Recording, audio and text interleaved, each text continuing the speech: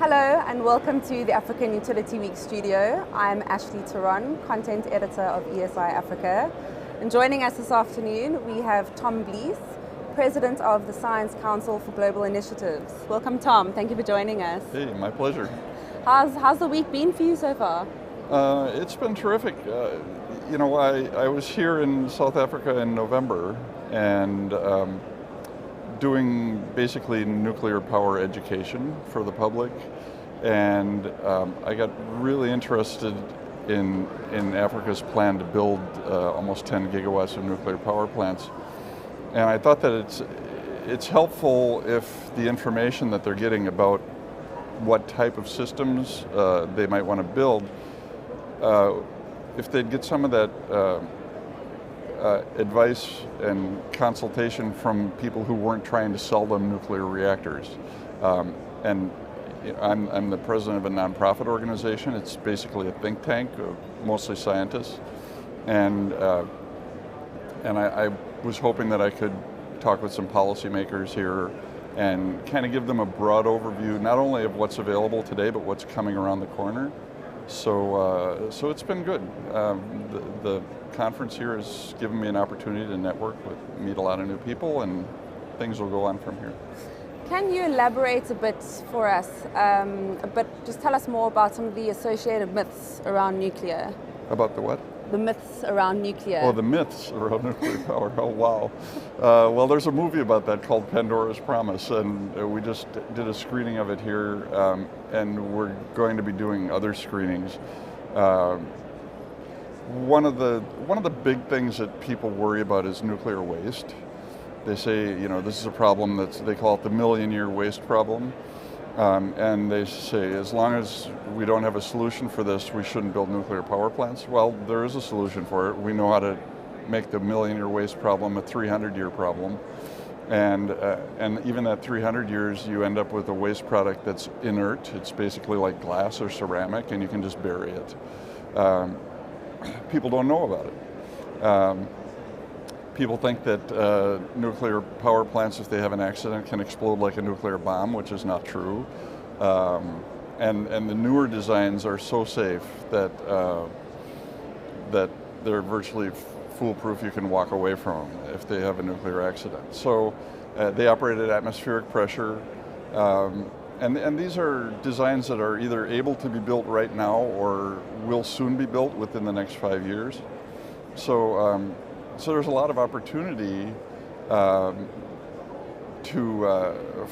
Africa to take advantage of these new and super safe technologies in the future. But even the ones that are being offered right now, and it makes sense to get started building the ones that are available now, they're extraordinarily safe. And I would encourage people to look up the movie Pandoras Promise if they can't come and see one of the screenings that we're doing. We're doing some in Elizabethtown and Johannesburg as well. You can find it on iTunes or probably YouTube or wherever. And what is the motivation behind Pandoras Promise? The maker of Pandoras Promise, Robert Stone, his previous movie was about the environmental movement, the rise of the environmental movement, called Earth Days. And he followed the path of several people who were kind of iconic figures in environmentalism in the world. And then he was very concerned about climate change and realized that nuclear power was probably going to be really necessary. And he had been basically anti-nuclear. His first movie was about nuclear testing. It was called Radio Bikini. And so after making this love letter movie to the environmental movement, and he was the darling of the environmentalists, he makes a movie about nuclear power saying, hey, we need nuclear power. And so, because he wants to deal with climate change, and he sees that if you want to run modern societies with clean energy, that there really isn't an option, that renewables, wind and solar particularly, are simply incapable of doing it. And in the African context, why would you say that we need nuclear?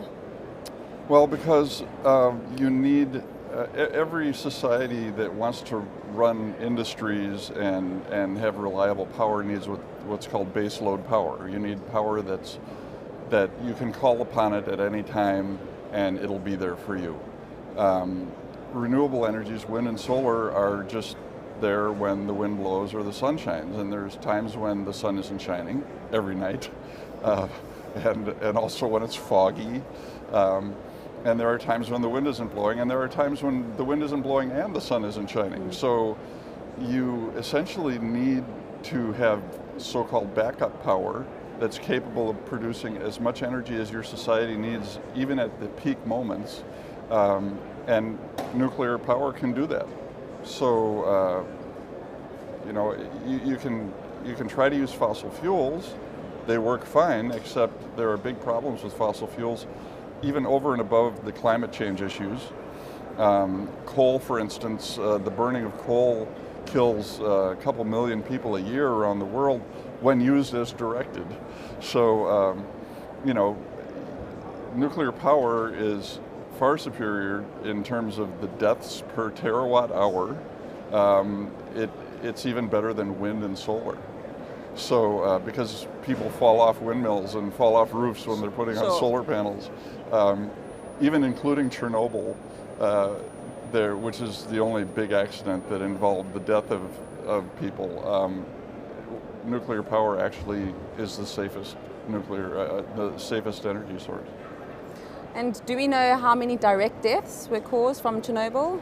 Yeah, there were studies done by the governments of Ukraine and Belarus and Russia and the World Energy Organizations, and there were about, I forget the exact number, it's around 50. It's a lot less than what the public... Well, the public, many people think there were over 1 million deaths, but it's right around 50, I forget the exact number.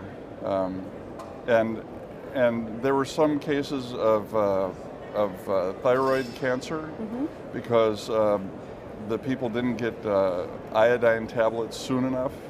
But those cancers were generally treatable. So yeah, the death toll is extraordinarily small. I mean, more people die in coal mining accidents in China in a year than died in Chernobyl. So, yeah. So there's a lot of concerns around the cost and the size of developing a nuclear power plant. Are we seeing smaller technologies? Are we seeing technologies that are perhaps better handling waste, looking at the recycling of waste? Right. Well, the recycling of waste, like I said, that's been solved, and the type of recycling, we actually restarted a project that had been canceled at one of the United States national laboratories back in 1994. It was canceled for purely political reasons. We restarted it 3 years ago, and they have designed a commercial scale recycling plant that will recycle the spent fuel from all types of reactors. So that's not really a problem. What we're starting to see more and more now is a real interest in what they call SMRs, small modular reactors, that can be mass produced and that can be just stacked essentially. So, for instance, one company that I have gotten involved with, not financially, but just from a standpoint of development, is called Thorcon. They have a reactor design that's modular. It's like a cylinder, and it'll produce 250 megawatts electric. Now, a big power plant is about 1 gigawatt, about 1,000 megawatts electric, but they can just stack these. They mount the whole power plant on a ship with 2 of these, so that's a half a gigawatt. And if you want a 1 gigawatt power plant, you just bring in 2 of these ships. And you don't even need anything on land. All you need is a big plug to plug it into your grid. Are we seeing that technology in Africa at the moment? Well, the company has a plan to build the first one in about 4 years to start the first one. So, okay. But the design was already, this system was developed in the United States at one of the national laboratories, And it ran for a few years, and this is just a scale up of, and not a very big scale up of that system. So it's a proven technology basically, and it's a matter of the economics, how you put the system together to make it very economical, and it's going to be extraordinarily economical. And the people who started the company are shipbuilders. They've built the world's biggest ships, so they really know. They're industrialists. They know about building big things and making them work. So this isn't like some fresh grad students with a design on a piece of paper. Sure. These guys really know how to do it. I think that's probably going to be the first small modular reactor that you see is probably going to be from them. Some exciting new developments. And if it works as planned, they'll be available to start buying for countries like South Africa in 6 or 7 years. So, when it comes to building nuclear in South Africa, you need energy now. It's a good idea to take some designs, some reactor designs that are proven and safe, and start building them now.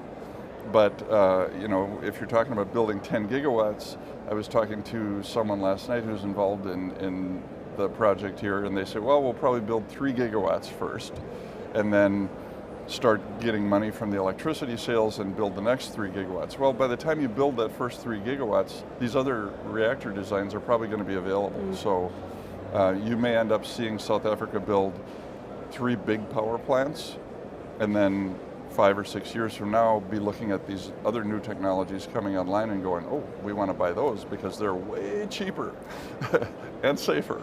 So not to say that the reactors that are being offered aren't safe. They are extraordinarily safe. They're much safer than the reactors that are in use around the world today. They have passive safety systems that allow, in an accident, the operators to just walk away and they won't melt down. But these other reactors are safer yet. So safety is something that is uppermost in the mind of a lot of people who are against nuclear power. But I think when they learn about the new type of reactors, the kind that will be built in South Africa, they'll be able to sleep easy at night. So lastly, just to end off, do you think that South Africa is ready for the uptake of new nuclear power? Oh yeah, very definitely. Now, the policymakers and people involved in the program that I've talked to, they don't want to be the first to do a design. They want to use proven designs, and sure. That makes a lot of sense, yes. Right? Although, there are some new designs that haven't yet been built, like General Electric has one that just got certified by the Nuclear Regulatory Commission in the States.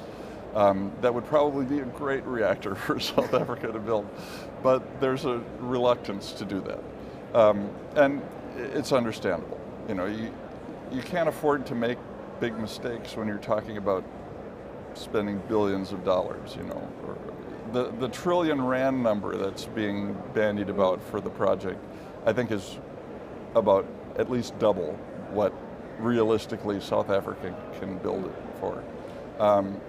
As far as the capabilities, the schools, the nuclear engineering programs at the universities in South Africa are starting to attract more and more young people, and I think what you'll see is the trained nuclear engineers are going to be training as the plants are being built, and by the time the plants are built and operating, you're probably going to have a good knowledge base there with young people who are new to the industry and well trained and will be able to have really good jobs for their entire careers. Some exciting stuff. Got some very exciting things to look forward to in South Africa, I think. Very definitely. But Tom, thank you so much for joining us. It's been an absolute pleasure. I hope that you enjoy the rest of the show. Thanks. And enjoy beautiful Cape Town. Okay. I'm Ashley Turan, reporting from African Utility Week.